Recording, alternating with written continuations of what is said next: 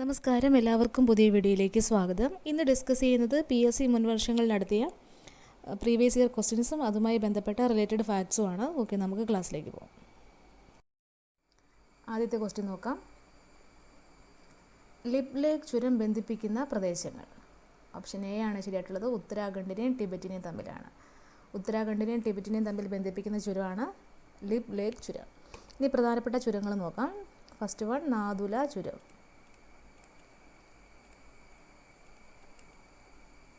സിക്കിമിനെയും ടിബറ്റിനെയും തമ്മിൽ ബന്ധിപ്പിക്കുന്ന ചുരമാണ് നാഥുല ചുരം. സിക്കിം, ടിബറ്റ്. അടുത്തത് ഷിപ്കില ചുരം.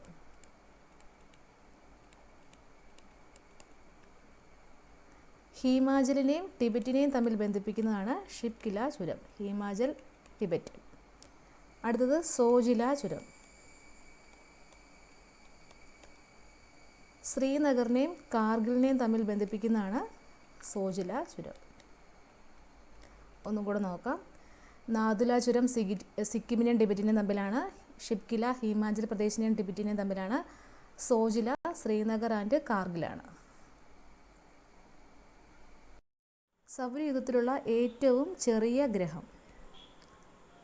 ആൻസർ വരുന്നത് ഓപ്ഷൻ എ ആണ്, ബുധനാണ്. ഇതുമായിട്ട് ബന്ധപ്പെട്ട റിലേറ്റഡ് ഫാക്ട്സും കൂടി നോക്കാം. ഫസ്റ്റ് ബുധൻ ചെറിയ ഗ്രഹമാണ്. അടുത്തത് ഉപഗ്രഹങ്ങൾ ഇല്ല.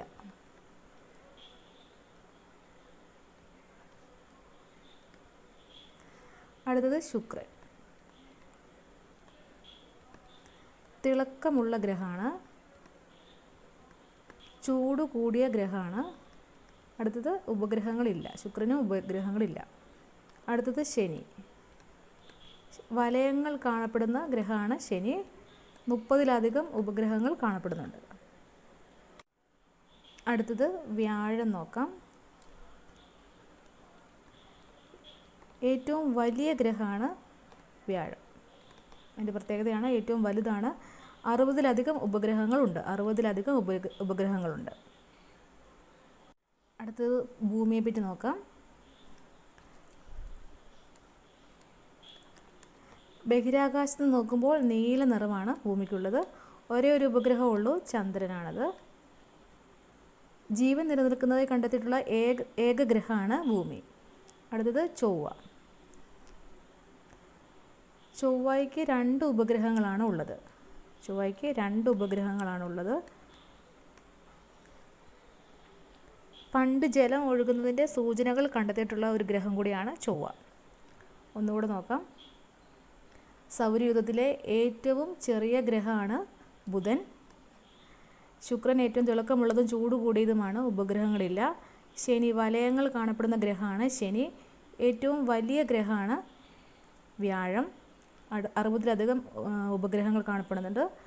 ഭൂമി ബഹിരാകാശത്ത് നോക്കുമ്പോൾ നീല നിറമാണ്. ചന്ദ്രനാണ് ഉപഗ്രഹമായിട്ടുള്ളത്. അടുത്തത് ചൊവ്വ. 2 ഉപഗ്രഹങ്ങളാണ് ഉള്ളത്. 1857-ലെ കലാപത്തിൽ നാനാ സാഹിബ് നേതൃത്വം നൽകിയ സ്ഥലം ഏതായിരുന്നു? ഓപ്ഷൻ സി ആണ് ശരിയായിട്ടുള്ളത്, കാൺപൂരാണ്. ഇനി ഇതുമായിട്ട് ബന്ധപ്പെട്ട ഫാക്ട്സും കൂടി നോക്കാം. ബഹദൂർ ഷാ രണ്ടാമൻ നേതൃത്വം നൽകിയത് ഡൽഹിയിലാണ്. അടുത്തത് റാണി ലക്ഷ്മിബായി നേതൃത്വം നൽകിയത് ഝാൻസിയിലാണ്. ബീഗം ഹസ്രത് മഹൽ ലക്നൗ ആണ്. കാൺപൂർ ഓൾറെഡി പറഞ്ഞു. നാനാ സാഹിബും താന്തിയ തോപ്പിയുമാണ് കാൺപൂരിൽ നേതൃത്വം നൽകിയത്. മൗലവി അഹമ്മദുള്ള ഫൈസാബാദാണ്. ഒന്നുകൂടെ നോക്കാം. നാനാ സാഹിബ്, താന്തിയ തോപ്പി എന്നിവർ കാൺപൂരിലാണ് കലാപത്തിന് നേതൃത്വം നൽകിയത്. ബഹദൂർ ഷാ രണ്ടാമൻ ഡൽഹിയിലാണ്. റാണി ലക്ഷ്മിബായി ഝാൻസിയിൽ. ബീഗം ഹസ്രത് മഹൽ ലക്നൗവിലാണ്. മൗലവി അഹമ്മദുള്ള ഫൈസാബാദാണ്. ക്വസ്റ്റ്യൻ നോക്കാം. ബ്രിട്ടീഷ് ഭരണകാലത്ത് വടക്ക് പടിഞ്ഞാറ് ഇന്ത്യയിൽ നടപ്പിലാക്കിയ ഭൂനികുതി വ്യവസ്ഥ. ഓപ്ഷൻ ഡി ആണ് ശരിയായിട്ടുള്ളത്, മൻസബ്ദാരി സമ്പ്രദായം. ഇനി ഓരോന്നിനെ പറ്റി നമുക്ക് ഡീറ്റെയിൽ എടുക്കാം. ബ്രിട്ടീഷുകാർ നടപ്പിലാക്കിയ നികുതി നിയമങ്ങൾ. ഫസ്റ്റ് വൺ, ശാശ്വത ഭൂനികുതി വ്യവസ്ഥ 1783. നടപ്പിലാക്കിയ പ്രദേശങ്ങൾ ബംഗാൾ, ബീഹാർ, ഒറീസയിലാണ്. നടപ്പിലാക്കിയ പ്രഭു കോൺവാലിസ് പ്രഭുവാണ്. ഇമ്പോർട്ടൻ്റ് ആണ്. അടുത്തത് അതിൻ്റെ സവിശേഷതകൾ നോക്കാം. ഭൂ ഉടമകളായിരുന്ന സെമീന്ദർമാർ ബ്രിട്ടീഷുകാർക്ക് വേണ്ടി ഉയർന്ന നിരക്കിൽ നികുതി പിരിച്ചു. അപ്പോൾ ബ്രിട്ടീഷുകാർക്ക് വേണ്ടി നികുതി പിടിച്ചത് സെമീന്ദർമാരായിരുന്നു.